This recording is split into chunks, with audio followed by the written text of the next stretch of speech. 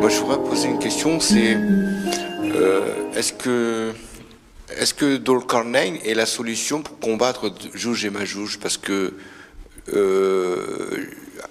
dans un autre partie du Coran, un peuple se rend compte que Jouj et Majouj est vraiment le problème et qui demande de l'aide à Dol-Qarnayn. Il y a une autre sourate, c'est la sourate Al-Kahf que tu es en train de dire, où Hajouj et Majouj sont cités. Donc, bien entendu, il y a dans le Coran sourate Al-Anbiya, 2 versets, et il y a sourate Ahl Al-Kahf. Bien entendu, pour les francophones, je dois dire sourate Al-Anbiya, c'est la sourate les prophètes, et sourate Ahl Al-Kahf, c'est la grotte.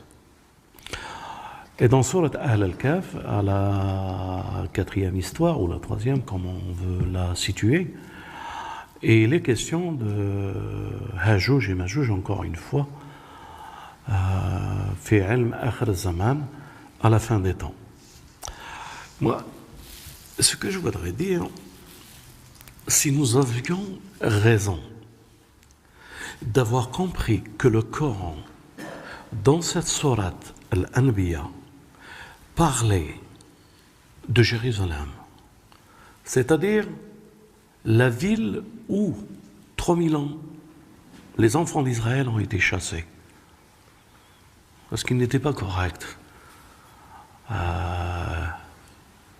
de dire autrement que cela. Je pourrais m'étendre un peu sur cette situation et pourquoi ils ont été chassés. Et ce n'est pas le but. Ils ne méritaient pas de rester là. Ils ont été chassés, une armée dure est rentrée, elle les a pris, elle les a éparpillés. Mais ils ne reviendront à cette ville, à Jérusalem, que lorsque Hajouj et Majouj ouvriront, feront une ouverture pour qu'ils puissent revenir.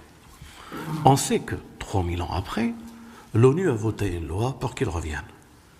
Donc, Hajouj et Majouj, ou c'est l'Occident qui nous les a amenés, ou c'est l'Occident et une conception. C'est l'ONU. Donc l'Occident c'est l'ONU c'est l'Occident. Et on peut comprendre. Deuxième verset dans la sourate Al-Kahf, ça veut dire que, mes frères et sœurs, nous sommes rentrés dans l'eschatologie. Il y a un peu plus de 60 ans, nous sommes rentrés dans le mouvement de la fin des temps. Et je m'expliquerai pourquoi.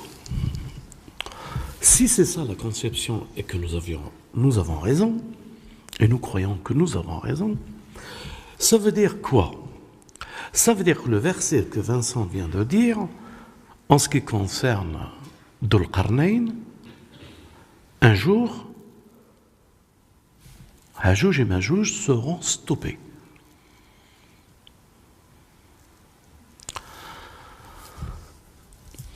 Ça nous fait rentrer dans la dimension de la fin des temps. Ils seront stoppés comment? Il y a un verset, comme il vient de le dire, que Dul-Qarnayn, une personnalité qu'on appelle Dul-Qarnayn, et qui veut dire le compagnon des deux temps, hein, on revient aux deux. Hein. Ce qui est terrible, c'est que toute la sourate Al-Kahf, toutes les histoires, c'est deux. Première histoire, c'est deux. C'est-à-dire, Hizbayn, pour celle qui est dans la grotte, deux parties. Deuxième histoire, c'est les deux bonhommes, celui qui a les jardins et celui qui le conseille de revenir à Dieu. Deux personnes. La troisième histoire, si on la prend comme troisième histoire, c'est Moïse et Khidr, deux. Hein? Quatrième histoire, Dul-Qarnayn, pour faire l'arrêt de Hajouj et Majouj, Dul-Qarnayn, il a deux temps. Et ça nous fait rentrer dans la dimension de l'Arfan, la gnose.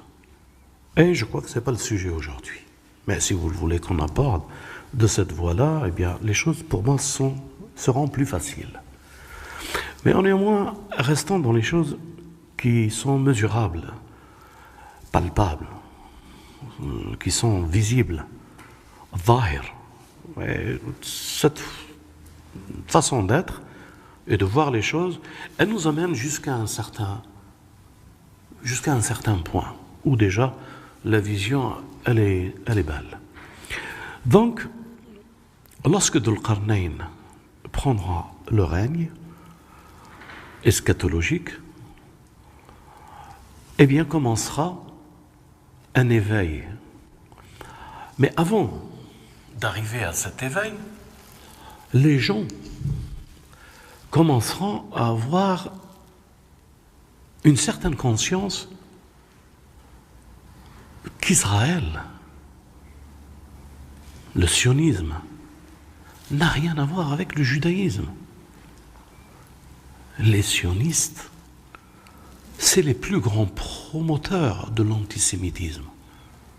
Ils n'ont rien à voir ni avec Dieu, ni avec Moïse, ni avec la révélation, ni avec la lumière qu'ils ont reçue. Alors, aujourd'hui, je le dis, mais modestement, le parti antisioniste, en France, a ouvert une brèche. Avant, tu ne pouvais pas parler de sionisme. C'était tabou. On te regardait, mais qu'est-ce que tu dis? T'es anti-juif. Les lobbies sionistes faisaient l'amalgame sionisme et judaïsme et antisémitisme. Mais nous avons persévéré. Nous avons brisé ce mur. Maintenant, en France, en Europe, en Amérique, partout dans le monde, les gens ont pris conscience que le sionisme n'a rien à voir avec le judaïsme, que le sionisme, c'est la bête immonde, c'est le mal, c'est le démon. Mais leur analyse, aujourd'hui seulement, elle se comprend. Mais quand on regarde Israël, puissance militaire au Moyen-Orient, et l'une des plus grandes puissances dans le monde,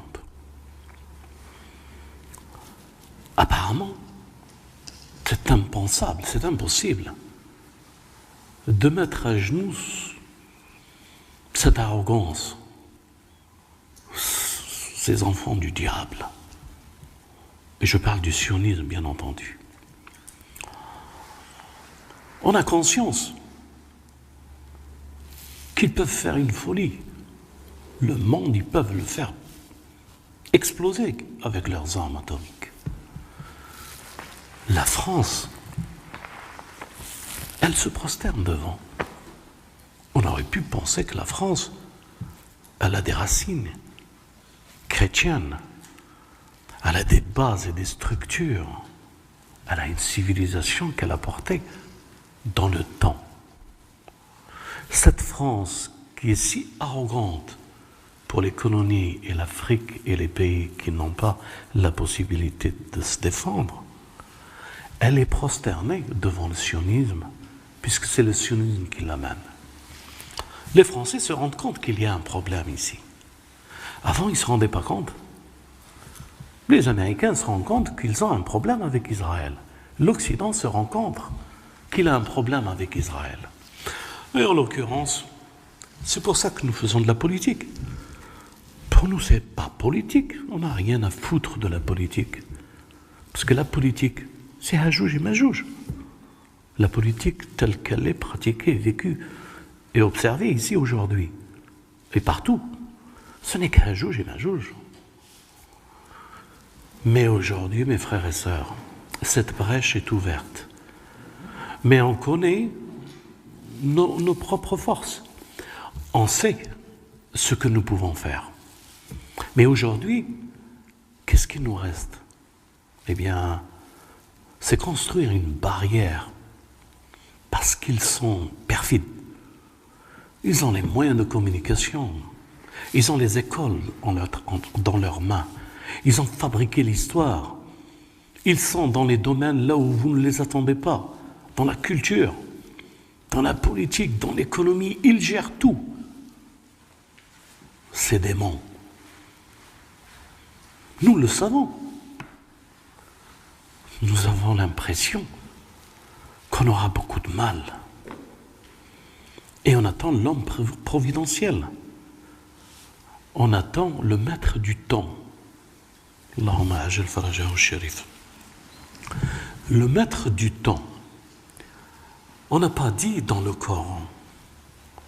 C'est l'enfant de Fatima Zahra alayhi salam qu'on attend.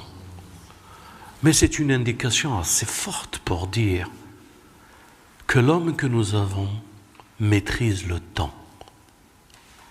Quand on entend par le maître des deux temps, j'espère que c'est assez clair, ou tout au moins que Dieu nous assiste pour le comprendre. Il existe une réalité, c'est le temps mesurable que nous connaissons, les secondes, les années. Ça, c'est du temps. Il existe un passé. Il existe un présent. Ça, c'est du temps. Il existe un futur. Si futur il y a, si nous existerons. Ça, c'est du temps. Mais le maître, le compagnon des deux temps. Pourquoi deux temps? C'est une interrogation que les érudits, les religieux doivent y réfléchir. Il y a certains frères, bien sûr, ils disent que Jésus a vécu une période et il va venir vivre une période, comme nous aussi nous le disons en ce qui concerne notre imam, qu'il vivra deux temps. Mais la réalité, elle va encore, tout en acceptant que c'est vrai. Mais l'esprit des deux temps va beaucoup plus loin que ça. Il y a le temps mesurable, mais il y a le temps subtil. Ces personnes, Dieu leur a donné autorité sur le temps. Vous savez ce que c'est qu'autorité sur le temps? C'est la seule chose que depuis que cette terre tourne, depuis qu'il y a les étoiles qui tournent, jusqu'à aujourd'hui et dans le futur, il lui faut un temps et un mouvement. La vie a besoin de mouvement. Elle a besoin de ce soleil qui tourne et cette lune qui le suit. Le jour et la nuit ont besoin de temps. Mais le maître du temps, celui qui est compagnon du temps, lui, il en a deux. Il a celui-là, mais il a un autre. C'est quoi l'autre?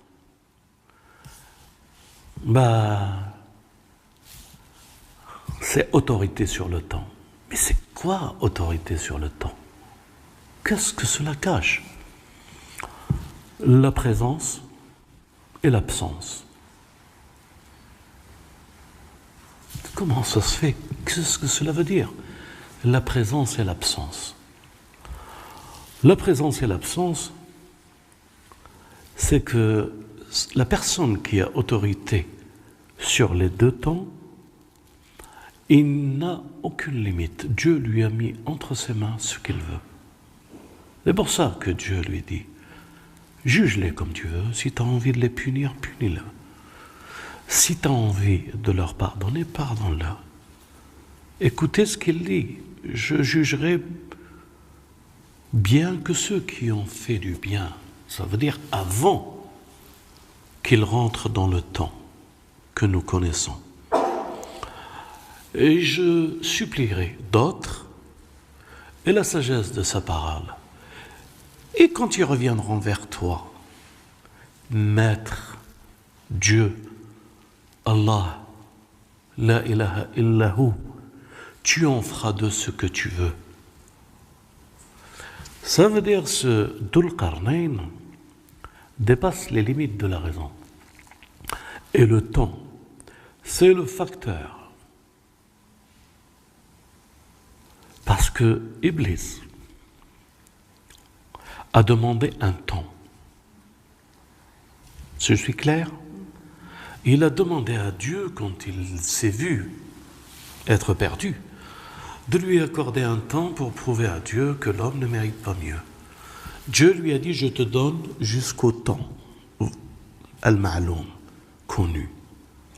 Ce qui veut dire que tout ce qui vit, tout ce qui bouge n'a qu'un temps, en dehors du maître du temps, Dhul Qarnayn. On l'appelle le maître des deux temps, le compagnon des deux temps. Je crois que, à ta réponse, Vincent, c'est de comprendre qu'il y a une subtilité chez l'homme. Dieu l'a créé à son image. L'homme essaye, mais Dieu dit de lui qu'il l'a créé faible.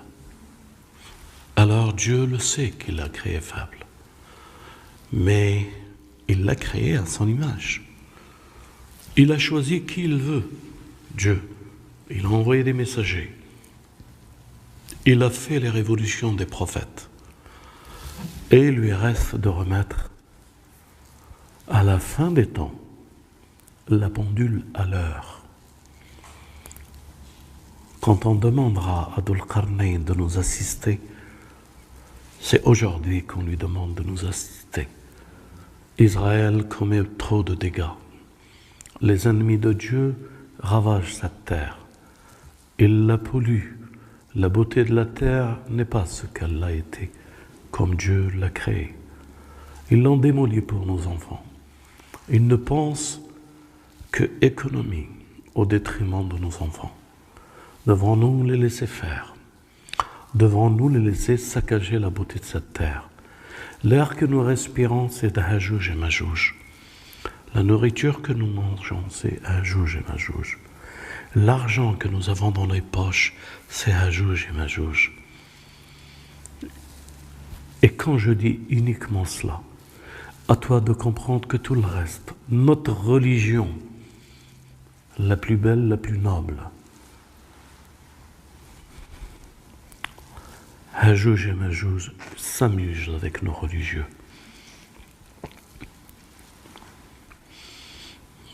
Il est tout à fait normal qu'on l'appelle Ya Dhul Qarnayn. Aide-nous à construire ce mur contre Hajouj et Majouj. On est compte, il suffit d'un mur.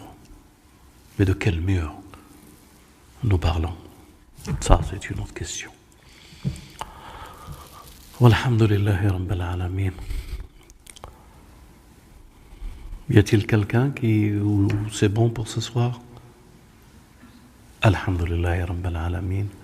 Wa salatu wa salam ala al-habib wa ahl al-habib.